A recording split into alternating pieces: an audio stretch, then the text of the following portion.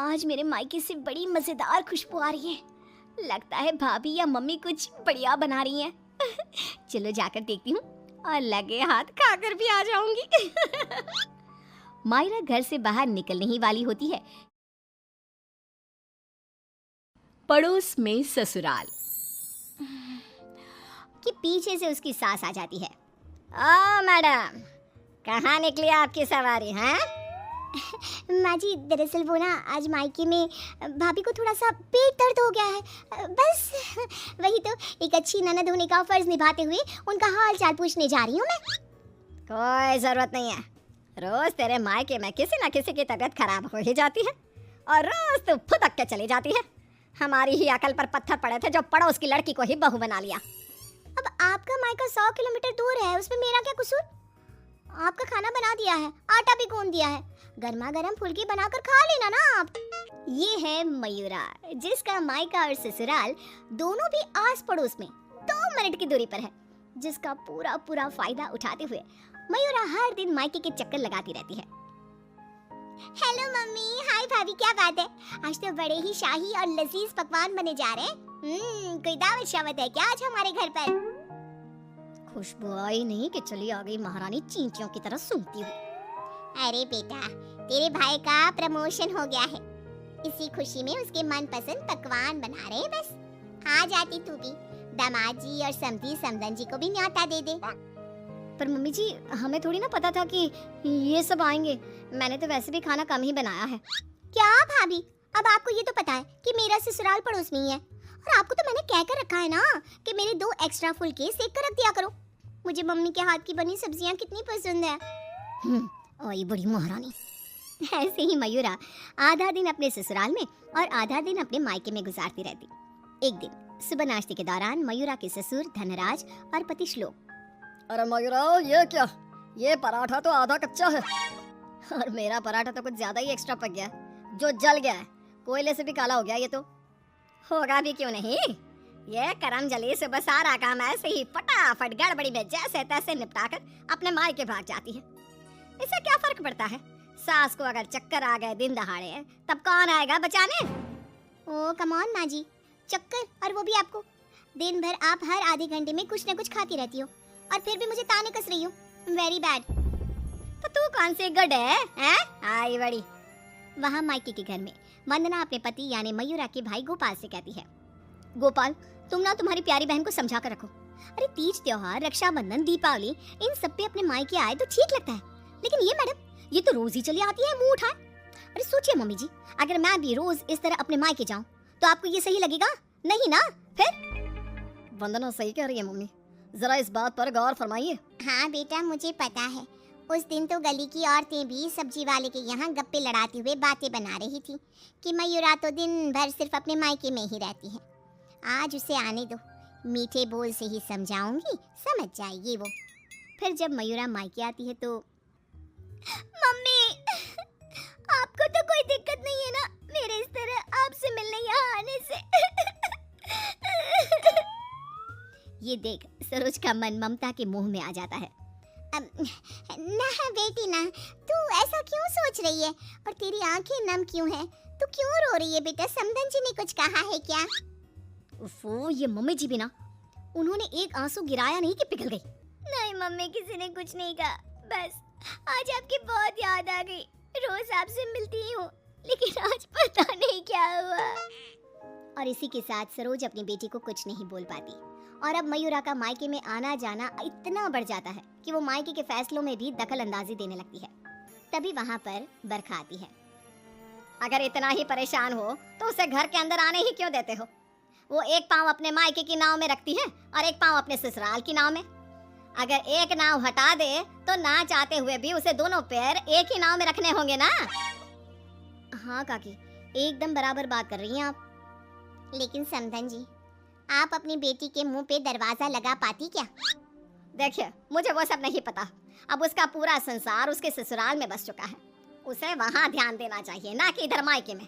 और इसलिए आप ही हो, उसे यहाँ आने पर आप ही को रोक टोक लगानी होगी। बस यही कहने आई थी। नमस्ते। अगले दिन ससुराल में बरखा की तबीयत खराब हो जाती है और मयूरा उसे बिस्तर पर ऐसे ही छोड़कर मायके भागती है। चली गई मायके अपनी बीमार सास को बिस्तर पर छोड़कर, निकम्मी कहीं की। रात में जब धनराज और श्लोक दफ्तर से घर लौटते हैं तब वो देखते हैं कि मयूरा घर पर नहीं है और बरखा अपने कमरे में बुखार से तप रही है। और तो और घर में कुछ खाना तक नहीं बनाया है। आज तो हद ही कर दी मयूरा बहू ने। अरे काम काज का नहीं, लेकिन कम से कम अपनी सास की तबीयत का तो लिहाज रख लिया होता। कोई फिक्र, कोई चिंता नहीं। आप ही ने तो चुनी थी ना ये बहू। कुछ देर बाद मयूरा अपने ससुराल वापस आती है। मयूरा, घड़ी देखी तुमने? हाँ, घड़ी में 2 सुइयां एक साथ कितनी प्यारी लगती है ना। बिल्कुल आपकी और मेरी जोड़ी की तरह। मैं मजाक के मूड में बिल्कुल नहीं हूँ मयूरा। तुम्हारा ये मायके से ससुराल, ससुराल से मायके घूमने का तमाशा बहुत हो गया। ये सब कब खत्म होगा?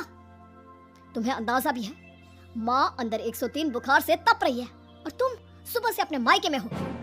बहू, अच्छा होगा कि तुम मायके जाना कम कर दो, वरना कहीं ऐसा ना हो कि एक दिन दोनों तरफ की रिश्तों की डोर टूट जाए और तुम बीच में ही लटकी रह जाओ। जी पापा जी, आप टेंशन मत लो। मैं मायके जाना तो नहीं छोड़ सकती, लेकिन मैं अपना बहुधर्म अब अच्छे से निभाऊंगी। मैं रोज माँ जी का एकदम हल्की नाजुक पत्ती की तरह ख्याल रखूंगी और आप लोगों को शिकायत का मौका भी नहीं दूंगी। पर मयूरा तो आखिर मयूरा है, इतनी जल्दी कैसे उसे किसी की बात समझ में आ जाती? ये तो उसकी डिक्शनरी में था ही नहीं। पहले वो बिना कोई काम किए मायके चली जाती थी और अब कभी कुकर को गैस पर रखकर तो कभी कपड़ों को आधे में धोता छोड़कर मायके चली जाती। उसकी इन हरकतों से ससुराल और मायके वालों को तो पहले से ही परेशानी थी। अब तो आस-पास की औरतों के लिए भी मयूरा अच्छी खासी शाम की चाय की गॉसिप बन गई थी। अरे वो सरोज बहन की बिटिया मयूरा कभी इस डाली तो कभी उस डाली फुदकती रहती है। मुझे तो दिन भर अपनी खिड़की से उसका ये सर्कस देखने में बहुत मजा आता है। अरे मैंने तो सुना है उसकी भाभी वंदना अपनी ननद को एक आंख पसंद नहीं करती। दरअसल मेरी बहू काजल और वंदना ना सहेलियां हैं, इसीलिए पता चला। पर मानना पड़ेगा सरोज को, बहुत अच्छे गुण दिए हैं उसने अपनी बेटी को। तभी वहां से गुजर रही सरोज सभी औरतों की बातों को कान लगाकर सुन लेती है और रुककर उन्हें चिल्लाते हुए कहती है, क्यों रे कलम हुई हो? तुम लोगों को क्या अपनी घर गृहस्थी नहीं है जो रोज शाम को हमारी गृहस्थी की चर्चा लेकर बैठ जाती हो? हैं? बेवकूफ औरतें, पहले खुद के घर में ठीक से देख लो, फिर दूसरे के घरों में झांको। क्यों सल्ला बहन, आपका बेटा तो रोज रात को नशे में धुत लुढ़कता हुआ घर वापस आता है ना? हमने कभी कुछ बोला? और जानकी बहन, आपकी बेटी का इस महीने का 5वां बॉयफ्रेंड उसे रोज गली के कोने पर छोड़ने आता है, लेकिन हमने तो कोई बात नहीं बनाई। इतना बोलकर सरोज वहां से चली जाती है। लेकिन अब पानी सर के ऊपर जा चुका था और थक हार कर परेशान होकर दोनों परिवार वाले आपस में एक साथ मिलकर मयूरा के बारे में बात करते हैं।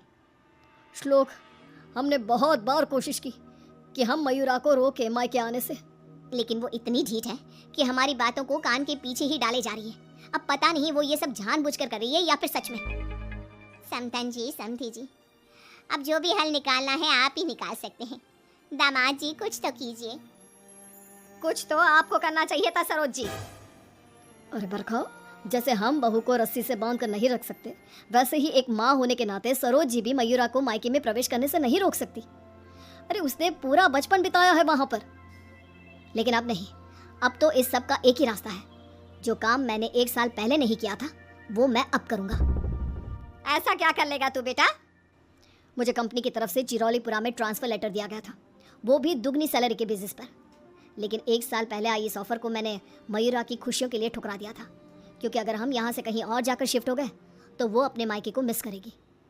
तभी शादी भी नहीं थी और अब ऐसा कुछ भी नहीं है। तो तुम ये कहना चाह रहे हो कि तुम सब यानी मयूरा के ससुराल वाले अब उसके मायके से दूर चले जाएंगे? जी हाँ, मैं इस ऑफर को अभी भी एक्सेप्ट कर सकता हूँ और फिर हम सब यहाँ से चले जाएंगे। अब हम और कर भी क्या सकते हैं? अगर मयूरा को अपने मायके जाने से रोकना है तो बेहतर यही होगा कि उसके पड़ोस के ससुराल को दूर ले जाए और उसके ससुराल वाले ही अलग जाकर रहे, जिससे वो रोज अपने मायके नहीं जा पाएगी। सभी श्लोक के इस फैसले पर सहमति जताते हैं और फिर मयूरा अपने पति की ट्रांसफर की वजह से शिफ्ट होने की बात को साधारण समझकर अपने मायके से दूर चली जाती है। जो भी कहो, सही मायनों में बहू विदा करके तो मैं अब लाई हूँ।